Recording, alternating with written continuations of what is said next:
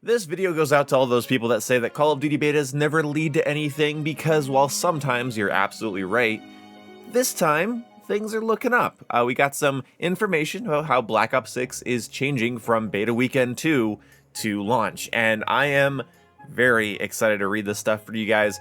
If you guys are interested in reading it for yourself in detail, the link will be in the description. All I ask is if you're gonna go over there and read it and not watch this video, just leave me a like, I'd really appreciate it. So a big thing that I'm very happy about is that they are working on performance. In case you guys don't know, the game was really not hitting 120 FPS on next-gen consoles. There was issues with PC and just overall hitching. So even if like your console or PC was running the game fine, the game itself, outside of your hardware's control, would just start to hitch. So in their notes here, they say that they have been able to chase down the sources of in-game hitching and deploy major fixes since the close of the beta. We will continue working with experts across all disciplines to improve overall performance for launch into the live seasons. I personally didn't see a lot of hitching, but I am excited that they're working on this. I'm more interested in just performance in general, because this game should be able to hit 120 frames per second on current gen consoles, and of course PC should have a way smoother time than they usually do. I mean, Cold War was kind of a nightmare on PC, and I really hope that's not the case here. So I'm more interested in just general frame rate and responsiveness, but this is a good sign nonetheless. So the next thing is headshot damage. They said that we are so excited to see our new weapons in the hands of players throughout the beta and are grateful to have plenty of data and feedback to process as we look to balance updates for launch. They go on to say that a common piece of feedback that they saw was that low headshot damage reduced the impact of skillful play and made it difficult to challenge certain power positions. They go on to say, we agree with these points and are working on adjustments to many weapons to reward players who land multiple headshots during an engagement. That said, we do not want hit location multipliers to significantly affect the consistency of the time to kill in Black Ops 6, so we will continue to monitor the effectiveness of headshots during launch and beyond. This is great. I'm hoping though that we don't have like a Cold War situation where there's essentially a level of something, flinch, headshot multiplier, whatever, that just doesn't get changed through half the life cycle properly. I hope they come up with something before Season 1 and stick with it throughout the life cycle, because I don't want to play the game with one set of headshot multipliers and then halfway through the game's life cycle get an entirely new set of headshot multipliers. I like that they're doing this on a gun-to-gun basis because some guns really should not be rewarding you with like a single headshot but maybe multiple headshots. Maybe a gun should, because of its recoil, only require one headshot in order to, you know, have a benefit. But either way, regardless of whether or not it's on a gun-to-gun basis, I just don't want one set of multipliers and then they take forever to eventually iron out what the multiplier should be. I'd rather just get used to whatever it is early on and have it be consistent through the life cycle. Next thing was bullet penetration. They said it's another system that they will be improving for launch. In general, players should notice fewer extreme cases of bullets doing far too much damage through certain surfaces, aka wallbangs, while also not penetrating as expected through others. So as an example, those pesky snipers from behind their radar dish on Scud, and I love that they specifically mentioned the radar dish on Scud because that should be something you can shoot through, because that power position is ridiculous. I should at least be able to do a quarter or half damage through that material so that if somebody's head glitching there, it's not an instant win for them. You can't have head glitches that are bulletproof and then no headshot multipliers. That's not good. That just means that I'm gonna hold that angle, you can shoot me all you want. I have so much of an advantage both in terms of the amount of me that I'm having to show and the amount of damage you can even deal to me. Black Ops Cold War was horrible with head glitches because of the lack of flinch and just the overpoweredness of marksman rifles and LMGs. Holding a head glitch in Cold War was ridiculous, and I really don't want that again. Then they have some miscellaneous things here. They're going to be working on the improvements to fluidity of sniper ADS, improve fluidity when swapping weapons during tactical sprint, and they're very excited about this one. I wonder if that means they have their own animations that are going to be planned for weapon swapping while tac sprinting. I'm hoping that, because I don't know why they're so excited about just weapon swapping fluidity during sprint and tac sprint. Maybe they have some animations and some transitional animations. That'd be really cool. Reduction of weapon motion during crouch. I do like that. The weapons seem to do a lot of tilting and bending when you'd crouch, and that felt kind of odd. A small lift to shotguns and targeted adjustments across all weapons to keep SMGs from overperforming relative to other classes. Yeah, with their game being mostly, and I guess only, small and medium maps, and SMGs having so little recoil, they really have to be careful of just those SMGs dominating everything. So I'm glad that they know this. They are specifically looking at SMGs from overperforming relative to other classes. Now, Omni Movement. This is a big one. So they said that we were blown away by your beta gameplay clips and Omni Movement highlights, including the awesome action hero moments you were able to pull off. We are currently working to dial in some additional updates to improve fluidity and allow players to tune their sprint behavior to their individual playstyle. So here's what they're working on specifically. Continued improvements to animation fluidity and fidelity throughout. We identified several areas for improvement to our third-person animation fidelity across slide, dive, jump, and supine prone. Our goal is that what you see in first person is representative of what others see in third person in order to maintain immersion and predictability. So they're going to do adjustments to slide for improved predictability and fluidity. During weekend 2 of the beta, they said that they increased the time before you could enter supine during a slide. After further assessment based on your feedback, we've reduced that time to find a nice middle ground between where we were in beta weekend 1 and weekend 2. So it's going to be somewhere between the higher amount and the original amount. So then, we reduced the minimum time to slide after sprinting to prevent accidentally crouching when intending to slide, known as a dead slide. Then they're going to do a slight reduction to maximum slide duration, and I do like that.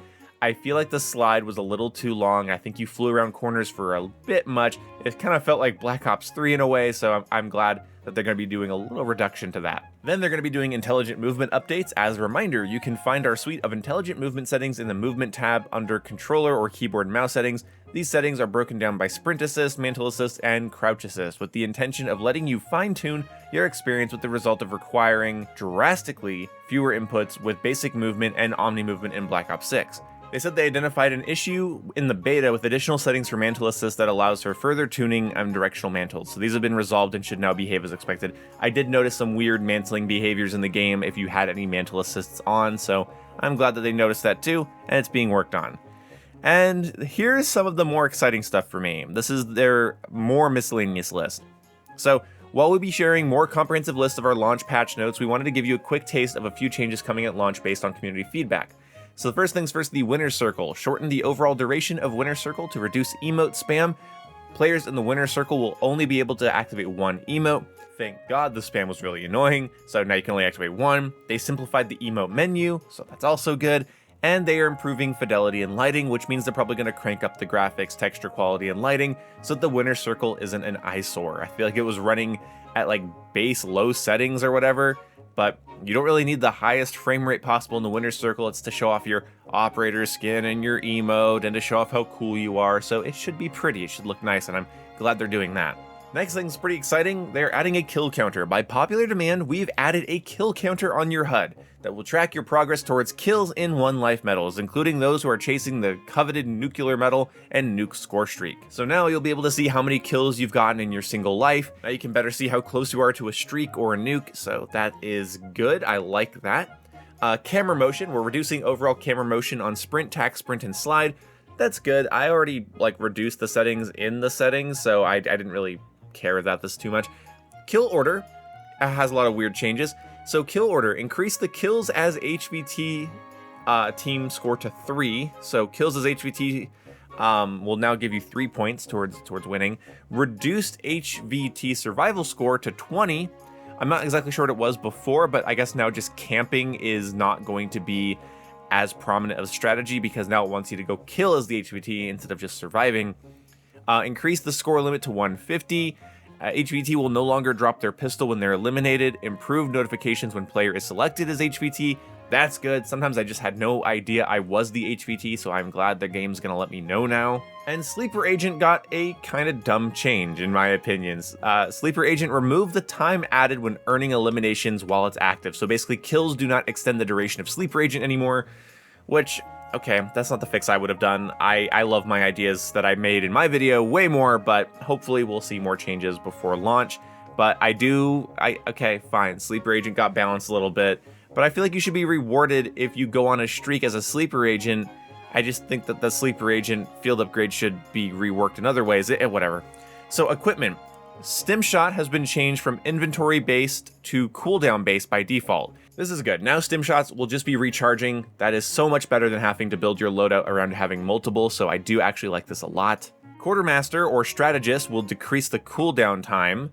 That's interesting. So having Quartermaster equipped will make it so your Stim Shots shows up faster. Okay. Resolved an issue where the combat axe would not deal lethal damage at round start, because they said it wouldn't be a Black Ops game if you can't hit those cross maps at match start. And yeah, I agree. The cross the map combat axe at the start of a round, that is so important, and I'm glad that's getting fixed. An interesting change. So perks. After assessing perk data from our time with the beta, we've made a few updates to ensure compelling decisions are being made. So now Assassin and Bruiser are moving from perk 1 to perk 2, and Dexterity and Gung Ho are being moved from perk 2 to perk 1. That's kind of interesting. Basically, they're swapping Assassin and Bruiser for Dexterity and Gung Ho. That is an interesting choice. So now basically it's going to be easier to run Ninja and Bruiser, which is really good for melee players, and also Assassin and Ghost, which is really good for people going on streaks, but it's going to be harder to run stuff like Gung Ho and Dexterity with stuff like Ghost and Ninja or Flak Jacket and Tac Mask. So that's a unique one. I don't really mind that. I feel like that is overall a good change. I do like the idea the game is encouraging me to have a stealth playstyle by putting Assassin in perk 2, which means I can have Ghost and Assassin, which will help me with going on longer streaks and staying off the minimap. I do like that, so hopefully that was the goal there. Other than that, I do hope they do some more perk rearranging. And then RCXD updated to classic Black Ops view-based control by default with an option to switch gas and brake on controller. Detonate swapped from right trigger 2 to right bumper 1. And I do actually appreciate that. Detonating with the trigger when you're driving the vehicle is very weird. So I'm glad that they have some more settings there, and the RCXD should be a little bit better. And that's basically it. They go on to talk about how they're going to be making a lot of changes after the launch of the game. Obviously, we know this with every Call of Duty game that's ever come out. So overall, how we feeling? I want to hear about your opinions in the comment section below. And if I sound really nasally in this video, it's because I have allergies and they suck. Also, sorry I haven't uploaded in a while. I am still working full-time at Walmart. I will be moving to part-time at Walmart, giving me more time to make videos for you guys. But this week is going to be really hectic, so don't expect too many live streams or videos from me because I have a lot to do. I'm clocking in 48 hours this week, so hopefully after that things will start to calm down a little bit. I have a couple 3-day weekends throughout October, and then of course we have the launch of Black Ops 6, which gives me 2 weeks off to make content and live streams for you guys, so stay tuned for that. That is going to be a lot of fun. So anyway, thank you guys so much for coming out. I will see you when I see you. Goodbye.